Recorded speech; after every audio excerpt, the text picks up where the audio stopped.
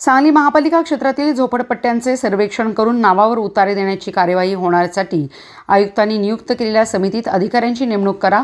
तसेच महापालिका क्षेत्रातील झोपडपट्टीवासियांना महिन्यात मालकी हक्काचे 7 उतारे द्या। या मागणीसाठी सोमवारी महापालिकेसमोर झोपडपट्टी पुनर्वसन समितीतर्फे बेमुदत उपोषण करण्यात आले।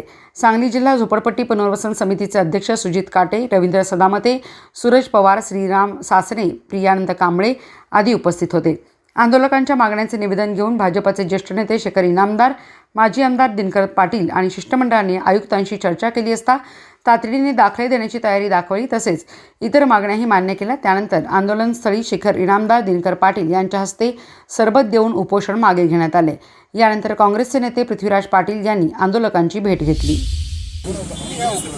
आज झोपडपट्टीमधील नागरिकांच्या न्याय व हक्कासाठी आमचे ज्येष्ठ सहकारी भारतीय जनता पार्टीचे सक्रिय कार्यकर्ते सुजितजी काटेनी त्यांच्या मूलभूत प्रश्नासाठी आमरण उपोषण या ठिकाणी केलं। हा लढा यशस्वी होण्यासाठी अत्यंत सातत्यानं धडपडणारा कार्यकर्ता म्हणून त्यांच्याकडे या ठिकाणी बघितलं जातं। काही प्रमाणामध्ये यश पण त्यांना या ठिकाणी आलं होतं, परंतु मधल्या काळामध्ये प्रशासनानं थोडीशी दिरंगाई केली आणि जो तळमळीचा आणि विश्वासाचा प्रश्न होता त्यामध्ये थोडासा वेळ गेला। म्हणून आज त्यांचे सहकारी सूरज पवार असतील, रवी सदामते असतील आणि सर्वच झोपडपट्टीचं पुनर्वसन होण्यासाठी मदत करणारे दीपक माने असतील, या सर्वांचंच या ठिकाणी मी कौतुक करतो की अगदी तळागाळातल्या लोकांच्यासाठी न्याय आणि हक्कासाठी आपण या ठिकाणी आमरण उपोषण या ठिकाणी केला।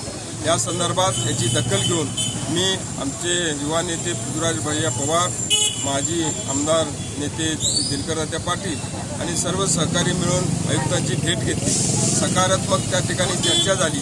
त्यांनी सुद्धा मान्य केलं की प्रशासनाकडून काही काळ दिरंगाई झालेली आहे। स्टाफ बाबतीत त्यांनी थोडंसं नाराजी व्यक्त केली, परंतु येणाऱ्या काळामध्ये काही वेगळा प्रयोग करून, काही आउटसोर्सिंगसुद्धा करून आपली जी मागणी आहे ती रास्त आहे, ती रास्त मागणी आपण लवकरात लवकर पूर्ण करू आणि ज्या उपोषणासाठी आपण या ठिकाणी बसलो होतो त्या महिनाभरामध्ये ते लेआउट सँक्शन करून त्या गरिबांच्या नावावर त्या ठिकाणी जागा करू असं आश्वासन त्या ठिकाणी दिलं। आम्ही तिन्ही नेते त्या ठिकाणी आणि प्रमुख कार्यकर्ते उपस्थित होतो। त्यांच्या समोर आयुक्तांनी त्या ठिकाणी शब्द दिला आणि काही सकारात्मक चर्चासुद्धा त्या ठिकाणी झाल्या। झोपडपट्टी विकासाबाबतीत सुद्धा चर्चा झाल्या।